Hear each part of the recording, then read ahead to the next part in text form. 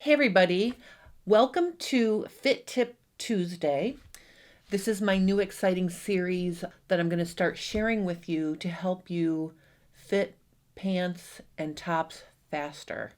If you're new to the channel, please click the subscribe button and click the little bell because then you'll be the first to know when I upload a new video.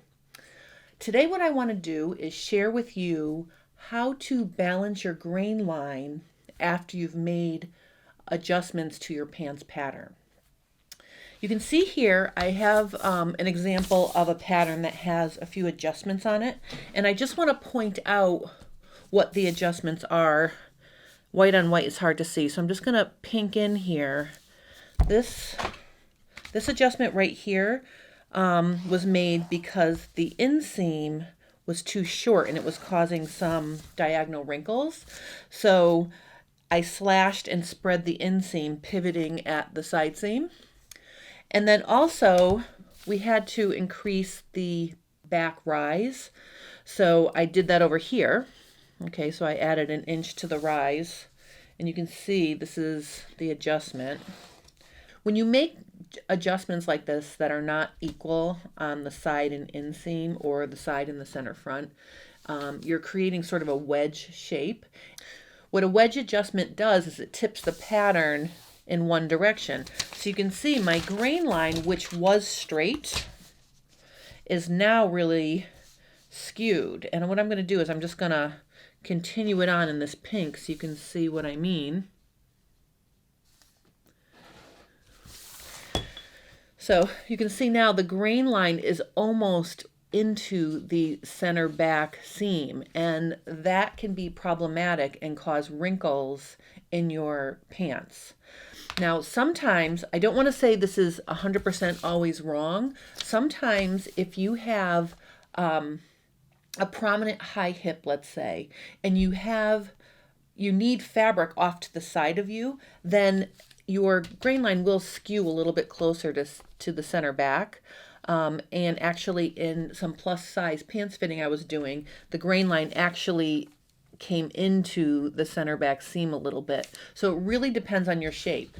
Now, I was working with my own personal pattern when I was doing these adjustments, and I am very straight. I have the same measurement, practically the same measurement for my low waist, my tummy, my full hip.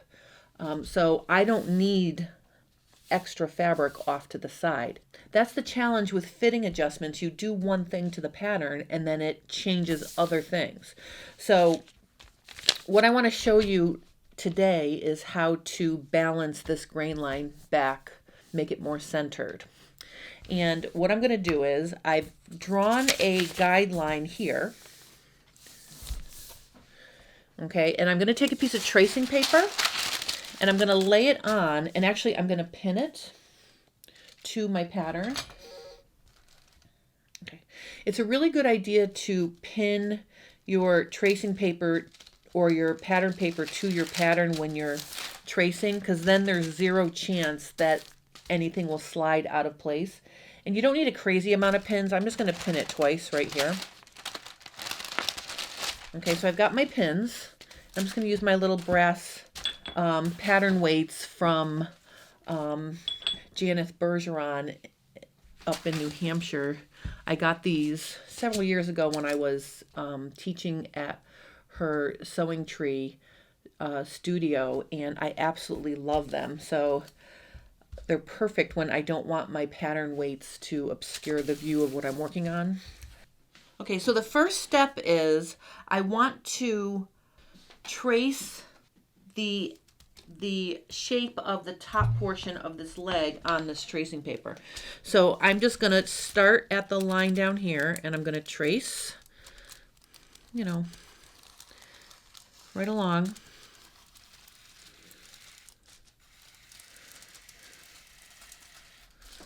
You can use a ruler if you want to get your straight portions of your pattern nice and neat.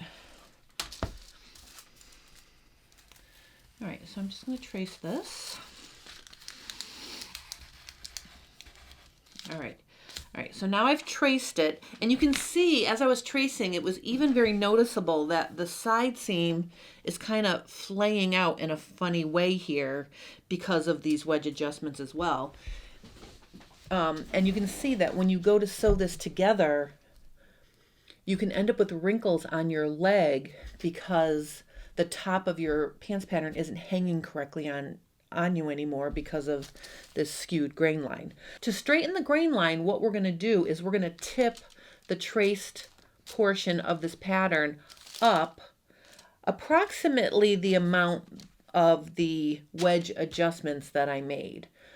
It's not going to be exactly the same amount. It's going to be a little bit less, but it's going to be close. So I did about 1.5 inches. So if I can tip the pattern, 5/8 of an inch or, 1.25 inches, that's going to bring my grain line back up to its straight position or to a straighter position that will fit right. So the first step is I'm going to take my pins and my weights off.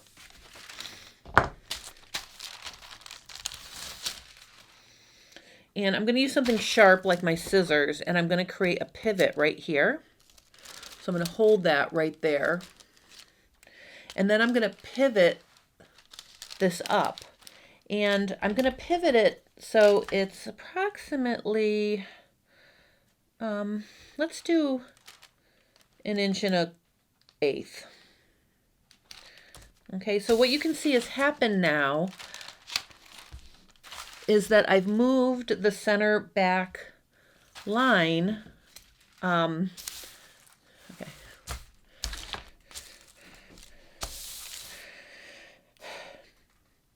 Okay, so you can see what happened is I tipped this whole top of the pattern up, and I've made the center back seam, I've pushed that back to close to its original position, and I've sort of shifted the side seam back over. So I'm just going to put some tape here to hold this down so I don't have to keep my scissors in place.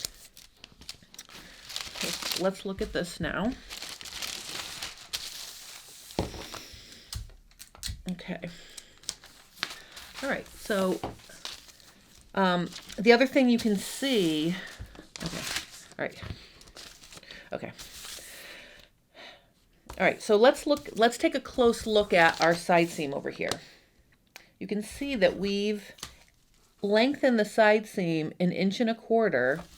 And if we look at the top of the pattern over here, you can see that I've also popped, the side seam is obviously popping up that 1.25 inches. So what I'm going to do is I'm going to take my ruler and I'm going to bring my side seam back down to the original position, because remember, we don't want to lengthen the side seam because it still has to sew together to the front side seam. So we're not changing the length of the side seam, we're just shifting it and then chopping the part that we shifted back off. So now that's going to be the new top of our pattern right there. Okay, so this is now nothing. Let me attach that. And you can see, I'm going to continue the grain line so you can see that it's a much more agreeable or balanced distance from my center back. And I'm going to use my favorite big long ruler. This is my favorite because it allows me to really get a one straight line. So I'm going to just connect this now. All right, so now you can see that's a much more agreeable grain line. And if you're straight, this is going to fit much nicer. The things I want to show you here are, in doing this, I did not change the length or shape of the center back seam at all. So I was able to tip it back and maintain the actual shape and length. So that should not affect the fit of that. This adjustment also brings the side seam back to its original position. So to finish this pattern now, what I'm going to do is I'm actually going to just cut off the extra, just so you can clearly see what it looks like.